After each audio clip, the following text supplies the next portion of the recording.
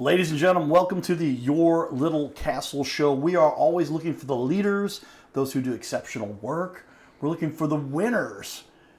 Winner Worx. Lucien Winner, the owner, founder of Worx, does awesome work. Well, Lucien, welcome to the show. Hey, thank you so much for having me. I'm really excited. Yeah, it's a pleasure. When we started looking at the work you do, we're like, this guy's got some stuff going on. He knows what he's doing, and really kind of exemplifies. Somebody also who kind of went through the transition from, career-wise, and now started at the bottom. Kind of, you're here. Did I get that right? That's correct. That's essentially where you started off with working for somebody else. They gave you some training and some background, and then as you continue to prove, but they say, "Hey, man, I could do this myself." I wish I'd have started doing my own thing years ago. I mean, when you get to do your own thing, you brings out your best. Yeah, I mean, the hardest thing is just putting your first foot forward.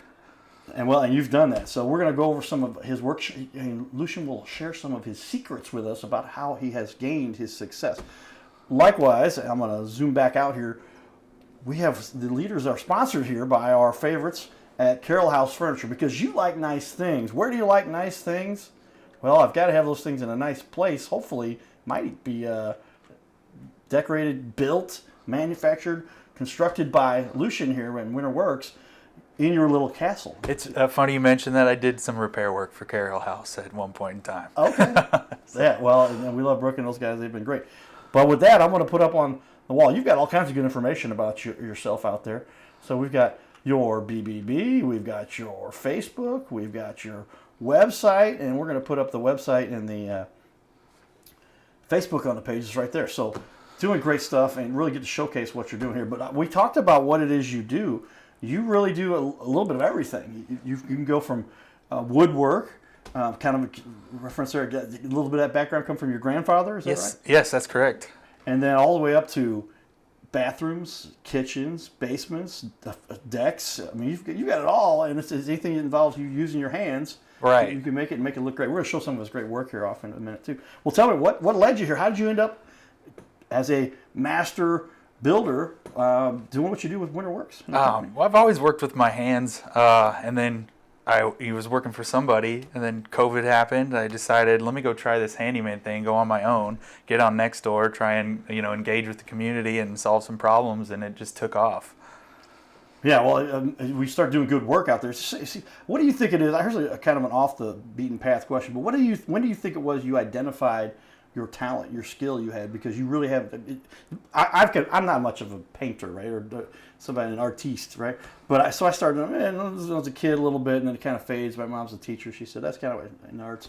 But when did you identify you had the skills that really made this work for you? I mean, I've always had like arts with my hands. I mean, I did a lot of art classes in school at Illinois State, so I've always been like really handy. Always in the garage tinkering with my grandpa's tools. It's just kind of been a lifelong like passion of just like working with my hands. Well, it's nice to be able to identify those kinds of skills in your youth, as they say, so that you can really develop a career path like you've got here. Good work you've got going on here. What do you think, is that what led you here? What do you think built you for your success so that you took this on and then really made a business out of it? Yeah. When did you develop that? Thanks. So it was more of the patience in working under the Richard Randall, shout out at Randall Cabinets, and Eric and Chris Barnlund and Max Leiter, and then learning how long things take and the patience required to do good work, and at the bottom of the line, as long as the client's happy and I'm willing to fall on the sword if I make a mistake, and just keep everybody happy and keep the jobs moving. Well, key to what you do, I like how you say that, because I fall on the sword, but yeah, they essentially say, okay, miscommunication here, little misunderstanding, but you got to make the client happy, right, ultimately, and sometimes it's a matter of my master's is in communications, media communications, but you talk about where is the breakdown typically, and how often is it you say, I know that's not exactly what they said to me, but it's different, we still got to make them happy, and we got to make some edits here. We're going to change a little bit of the work we've done for them. How often do you have to go back and probably just about every project? A lot of the times I sort of figure that out. Like I factor that into the bid initially, and so that they're not really surprised. I'm kind of expecting it, and then it's a win if things go perfectly smooth. But otherwise, we just handle it, and it's no stress on their part. Yeah, I could imagine there's so much when you're putting together somebody's house, a kitchen, a bathroom. There's a lot of detail that goes into that. But I'll tell you a little funny story that just happened to me yesterday as I'm trying to do some of the basic work. But I'm just putting one of those little shampoo dispensers, and because it's for an Airbnb, so you got the soap, conditioner, and the body wash, and I stick it on and the finish on the shower it's kind of a rough. It's not just smooth. So I put the glue on and then stick them, and I put it on the wall, and poof, the whole thing falls down. And then I was smart enough to try it again. I'm like, I push it harder, and I'm gonna go back. There's a little screw hole. We could drill a screw in there, and in the interim between going over and doing that, the whole thing fell and then broke it. Now I'm spending 2 hours trying to fix this thing. I'm putting duct tape on there underneath and we got hot glue. And how often do you have people that just that's just not what they do. They need to just stand back and watch and let you do your work, but they can give you some ideas. Oh, all the time. I mean, I run into like half-finished projects. Clients are like, I thought I could get this done, get in over their head, and then call me, and I can take it from there. The bottom line is I want to provide the value for them, so that they might have us come back out and do their roof, or they might have us come back out and do their siding. So, yeah, I mean, it's a matter of getting that job, like you said, getting that job done correctly, and it's just so many of us. Anybody can go to Home Depot and pick up a few tools and then come in and try to do some of this work, but they're not going to get stuff that turns out. Look at some of the stuff he's got back here, cabinets and walls, and he does the plaster. You do everything. Hanging drywall, I guess they call that. But you do a little bit of everything to make a full project. You can do just about anything. What's your favorite thing of all the things you get to build? What do you think you enjoy doing the most? Hanging and setting cabinets is my favorite. I'm pretty fast at it from having all that cabinet making experience. So keeping everything level, shimmed, and rock and roll, I can get in and out. Yeah, I can. When somebody does cabinets that aren't hung correctly, you can always tell. Off here, and you close the thing, it doesn't. You don't want your eggs to roll. But yeah, leveling those out. How you got to break out that level? Do you ever eyeball it? You're always using some kind of level to make sure. Of course, yeah. Never eyeball. It's always leveled front ways, back ways, sideways. But yeah. Cabinets. I hadn't heard that. But yeah, I mean, I guess that's one of the most important components of any bathroom. I mean, any kitchen and a bathroom. Like that's the lower. Whatever sink thing, but yeah, I mean those cabinets, they've got to look right, or else this whole place will look wrong. It takes up. There's so much. I guess aesthetically, one of the first things you're going to see when you walk into a kitchen is those cabinets. Right, and a lot of clients they don't really understand what it's going to look like until it's done. So we help design and create a visual 3D rendering of what their finished product's going to look like, so that they know before we even start work what they're getting into and what to expect when they're budgeting for their materials. Oh wow! So you've got like 3D renderings. You can say give a preview kind of thing. They can look at it and say, "Hey, this is. Do you think you like this? Here's what it looks like in 3D real simulation." Yes. Okay. So I do that with blueprints as well. So if you're doing a full gut and remodel and you want to do open floor concept and you had all these rooms before, we can have the blueprints drafted up and all ready to go before we even start work. So that budget is already figured out. There's no surprises. You're not halfway through a project changing your mind. You already know what it's going to be when it's done. Well, we might talk a little bit more about the technology. I've got a question later I've got on my list of questions. I got a list here I like to go down, but we'll come to that. We'll tell us a little bit about that in a minute.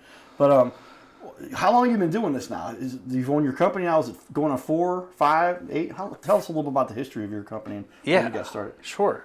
So 4 years. We started in 2020, right at COVID. I moved to St. Louis. I was doing a different career path, but I was still doing handyman on the side. I've kind of always done that and remodeling.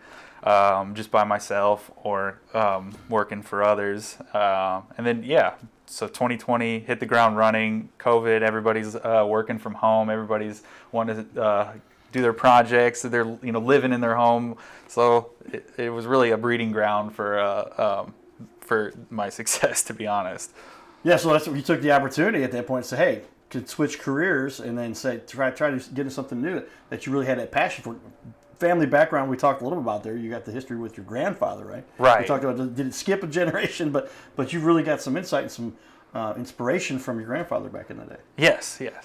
With he had a winter woodworking out of Indianapolis for as long as I can remember, and so I always had his tools around, and all of our little toys were handcrafted and made, and so the appreciation came from an early age from him. I'd have to give him credit. Yeah, some people would joke that I was born with a baseball glove on my hand, but literally, I mean, those are the kinds of passions that you develop as a kid that will develop into something long term. It can turn into a great career.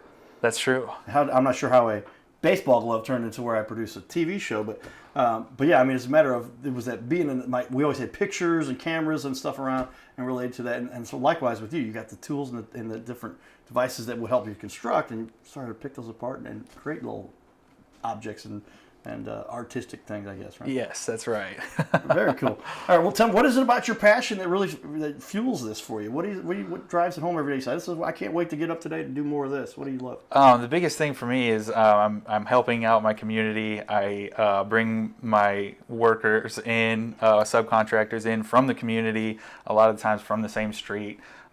So give a shout out to them, Cam, Roberto, Carlos, LaDon. They're all great. And so every morning we get together and it's like, what are we going to do today? What are we going to do today? And it's a good time. Well, it's cool when you have that passion, something that like it's what we talk about, because find it is what it is you love. Everybody here, what Lucian's talking about, take note, because when you've got the opportunity to do something awesome that inspires you to get up and go do it, it's not work anymore, is it? Right. Often you get up every day, you're like, this isn't work. This is what I get to do. I love what I do. Absolutely. It's fast paced, but I love it. Yeah, and the greatest thing is just seeing how, everybody's happy. It's a total win-win-win. Clients are happy. Everybody that works with me is happy. We're all learning and growing as we work together, and we're just trying to do as much good as we can out there for the community. Well, that's what we like to hear. Put on the hat for that, everybody. When you start doing stuff community-based, we're all in here in one little community where everybody talks about in St. Louis. Be careful whatever you do or say, because you're just 2 steps away from everybody in St. Louis knowing all about you. But with that, you've got some great reviews. With only 4 years, I know you've earned quite a bit. But you've got an A+ on the BBB. I'm going to show everybody that. But look at the wall up here, for everybody, if you don't mind taking a glance, and you can see, yeah, Lucian's already got his A+ there, 5 out of 5. Doing great work there, and kind of been recognized. What does it mean to you to have the BBB already recognize you as somebody who's becoming a leader and giving that A+ rating? It means a lot. It's the accreditation is something that our clients are looking for when they go to decide who to shop with when they come to give us a bid, and by having that as well, it gives us our 95% booking rate. So we walk in, we're going to outbeat any of our other competitors, and then we're in. So it helps put the prospective client at ease to see all the good reviews, and that's what we strive for. Well, that's what we're talking about again, so that you can kind of just be honest with what it is you've done. It's not bragging if you've done it, right? So we show up there on the wall. We've got on our TV wall to the right, the 11-foot wall, some testimonials here, and that's got to be kind of rewarding. Already a ton of people who've taken time to actually write a little about what you do, but let's talk a little bit about professional, punctuality, quality, responsiveness, value, very quick response, time kept true to timeline, repairs, polite, professional. Price was spot on for his estimate, and I felt very fair. Winter Worx will go to the first person I contact for future jobs. There's a pretty cool review. What's it like when people say those kinds of things about you? It feels really great. We just strive to be easygoing, professional. If it's something that we mess up, we fix right away without even, a lot of times you won't even know it. It's just done. We don't cut any corners. We try to do everything right and up front and as professional as possible. We just want an all-around easy experience for the consumer. Well said, and that's what we talk about when it comes down to leaders in the community, that professionalism. That's an important word. My dad wrote a little piece about the kind of a quote about the professional does, and it does all of those things you're talking about: integrity, quality, takes care of the issues, makes sure that things do well. But you say top quality guaranteed. We talk about, what's the tagline? So our website says top quality guaranteed.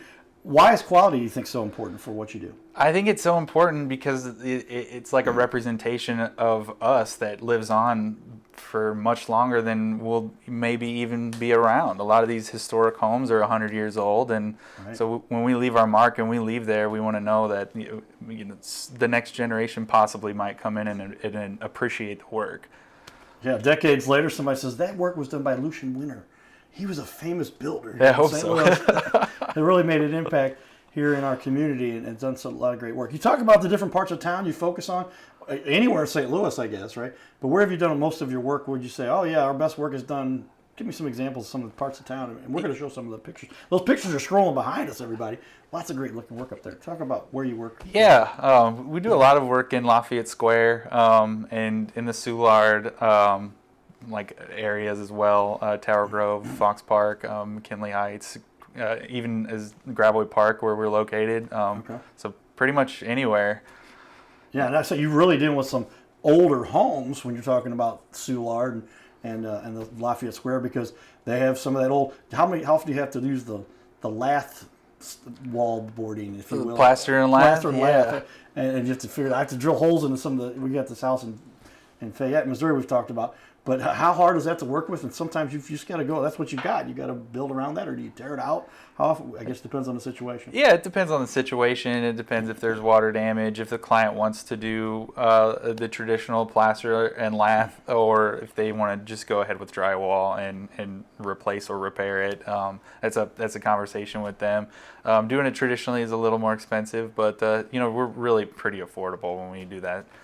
Well, how often is it you get to show off some of your specialties, some of what you do most, or woodworks related type stuff, and getting those finished, I guess, baseboards, and sometimes there's fixtures in the corners. What's that kind of? How does that add to what you get to do? That's something you really kind of specialize in, or how does that fit into what you do? Yeah, well, it is particularly in like some of the Lafayette Square homes, they do their historic home tours. So they're always having people come through and walk around and ask, just say, "Wow, this has been recently restored. Who did that?" And I get a call.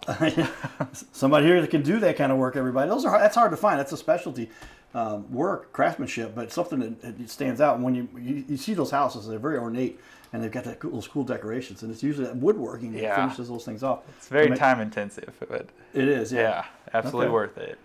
Well, if you had to say, well, there's one thing that really sets your business apart, what do you think it is that does make you stand out in the community and something that really is your specialty? I'd say that we're not as much of a profit-driven as value-driven. Like the value exchange between our clients, like as a soundboard for us, is way more beneficial than the quick buck turnaround. Yeah, how often do people try to go for that quick and short money maker, but that's not what you're looking for when you want to actually provide a long-term prospect, right? When we have somebody that says, hey, I want to do this the right way because I want it to be something that lasts and gives me, and that's how you build your reputation, right? That's right. And a lot of people would say, hey, yeah, you did this and it cost a lot less than I thought it would have. It should have probably charged me more, but they're going to be talking to their friends. Exactly. It helps business to grow. That's very correct, yes. Well, that's key. Again, another key note there, everybody, that quality thing we talked about. Do it. But I like to you look not necessarily quality, but quality with value. If something has a very high quality, it may be a pretty good price still, but that value is there because that's the intersection of cost and value makes everything really stand out so that you can gain that reputation that you've been working on for so long. And the great reviews and the great work that Lucien's put together for what he does in the community. Well, that's if there's one thing that sets people apart. Sometimes they say, oh, I specialize in this, or I'm really good at doing that. We talked about that a little bit, but to you it's more important to talk about the value and that you give people. Yes. And that's something I think, that's a good target for everybody. If you can create great value, then you're going to be in business for a while. I hope so. It's worked so far. That's good. That's real good. Cool. All right. As we've got a couple more questions here. We're going to do 2 half-hour interviews here with Lucien. He's got so much information to share. And we cooled the studio down because it gets so warm in here with these, not the lights, it's these TVs behind us that actually warm things up. But we're going to have a second show here where we get into the nitty-gritty and what goes on behind the scenes.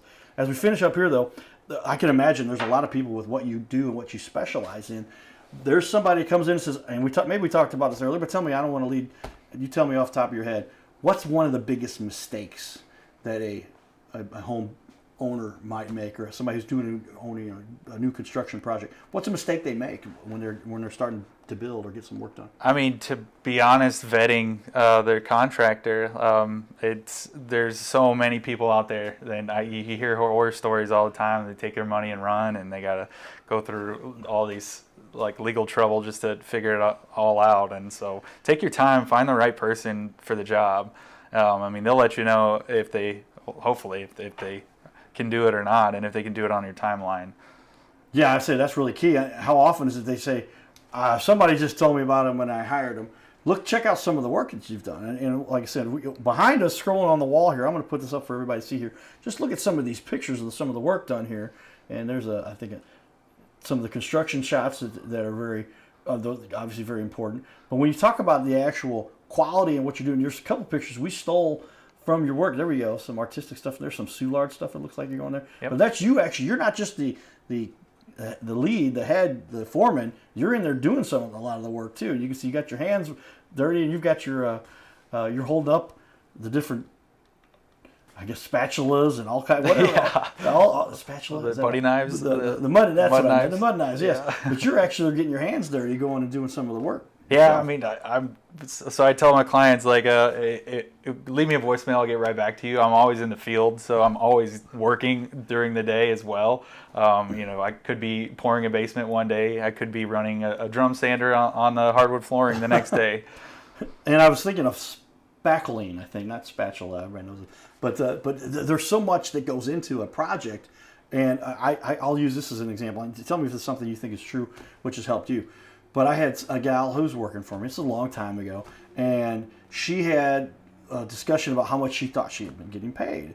And I said, "Well, here's what you get for that. This is what we talked about." Well, she went and had an attorney who called me. He says, "Carter, how do you know how long it takes to do that?" I go, "Because I've done it." Yeah, exactly. It's hands on, right? So and the guy he dropped it right there. He's like, "Okay, good point. Carry on." And then because she was trying to bill me like $20 for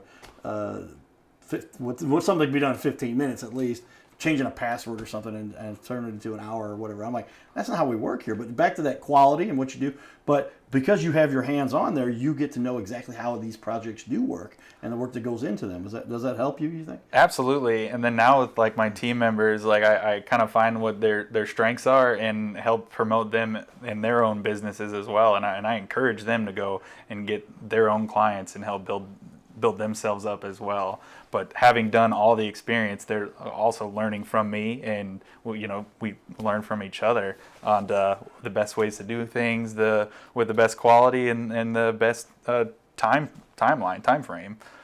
Yeah, so another tip there, it sounds like you're surrounding yourself with some of the best experts in the industry, and you all learn from each other. That's Take correct. that. Hire the right people and encourage them. How often do we see people saying, "Oh, well, I'm good at this," and don't hire those guys? That taken away, that doesn't build. That doesn't help for growth. But you're encouraging the guys you work with. Absolutely. Go out there and expand and learn and bring in clients, and we'll help each other, and it makes the whole thing work together. Yeah, if I get a call and the client's job doesn't fit with our timeline or our schedule, like I have a whole list of resources to say, hey, I have a really good lead for you. You want to, on my behalf, go ahead and do this. And I guarantee the job, and they guarantee their quality on my behalf because I work in the field with them every day. Right. Yeah. Back to that, if you've got your hands dirty, you've done this, you know how it gets done. Right. Then there's something to be said for being somebody who has actually done the work and say, no, that's not how that should be. I've done this before, and here's how it should be done. Yes. That's important. So that the boss can also be hands-on and talk about specifically the way things need to be done so that they're done correctly. Well, as we finish up here, we got just a couple minutes left in this first half hour. Again, check out the second show. We're going to record both of those shows right here in our studio today, and the second show is going to have a lot of great information. For all of these shows are available on our YouTube channels, Facebook, interwebs, everywhere out there. We're going to give a copy of all the solution for him to use too. So tell me a time when you really felt you needed to help a client. There was a client who you could tell they were stuck. Somebody may have led them down the wrong path, and you say, no, wait a minute. Do you have a good example of some time you've really helped somebody? So probably my favorite is, which was really kind of difficult for me because of just the amount of time that I had underbid it. It was a beautiful Lafayette Square renovation. He was 90% to the finish line. Timeline was getting compressed. And I stuck with that low bid. Like, I didn't realize how much prep there was going to be, how much, I did walking in, but when you get into the nitty gritty of it, you discover just how much it takes to make it perfect, showroom ready. But I already came in and gave the bid and got it done, and it's beautiful. And yeah, I was really proud of that one. Well, that's sometimes where you had to stick with what you initially told them because you can't change the bid in the middle of the process. Right. This is somebody who was. It's not something I want to do when I do business. You know, I want to be easygoing, and I'm not going to nickel and dime. You know. Well, that's part of that integrity where you say, do what you say and stick by what you've put out there, your bid, what you've offered somebody, and then it creates that longevity again. So you may not have made as much money, maybe even lost money on a deal like that, but when it comes back around, there we go again. Take note again. Lucian's helping us learn a lot of great tips here. That you just integral to the way you run a business and how you become successful.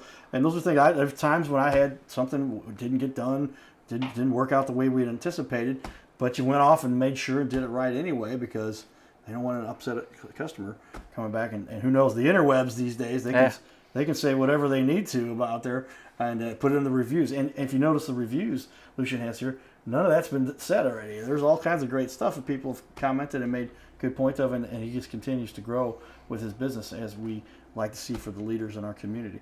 All right, I'm going to show a little bit here. Take a look. We do have a good looking Facebook page, and this shows a little bit of what you've got going on and some of the work you've done.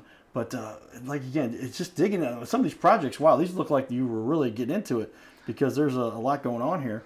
But there's your website again, and we'll show this is your Facebook page. And I'm almost, what are we going to see here? Oh yeah, demolition clear out. That was a 6-inch tree growing between 2 layers of bricks that the roots were coming through the foundation. So we removed the entire rear wall and replaced it and rebuilt it. As you can see, the bricks all the way down to that basement window there. So that was all completely replaced. Wow. Okay. Yeah. And this is a historic home, or at least a very old home. Brick was the preferred construction component, right? It is, and we use the historic compliant mortar and everything. Like we